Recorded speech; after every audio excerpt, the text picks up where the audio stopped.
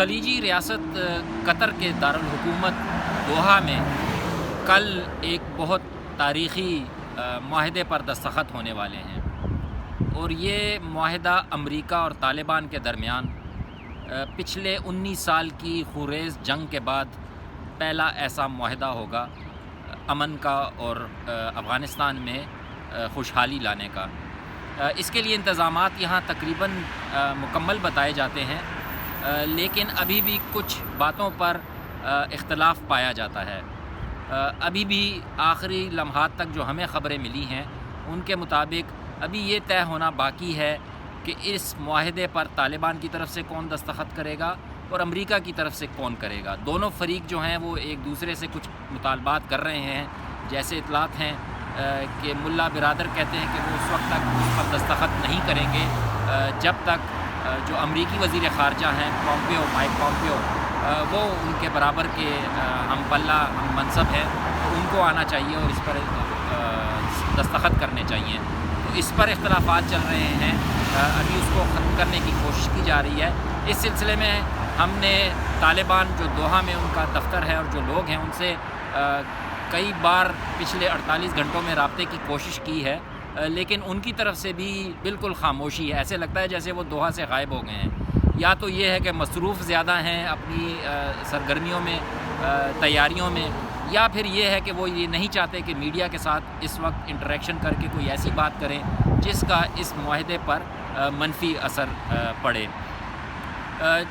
پاکستان حکومت کی طرف سے کافی فیسیلیٹیٹ کیا گیا اس سارے پروسیس کو جو 2018 میں امریکہ اور طالبان کے درمیان شروع ہوا۔ یہاں پر پاکستان کے جو وزیر خارجہ ہیں شاہ محمود قریشی، وہ بھی دوحہ میں موجود ہیں اور وہ بھی اس سیرمنی میں شرکت کریں گے، جس سے پاکستان کی بھی اس معاہدے کی تائید دکھائی دیتی ہے۔ اب دیکھنا یہ ہے کہ یہ معاہدہ جس میں ابھی تفصیلات سرکاری سطح پر تو کوئی نہیں بتائی گئی ہیں،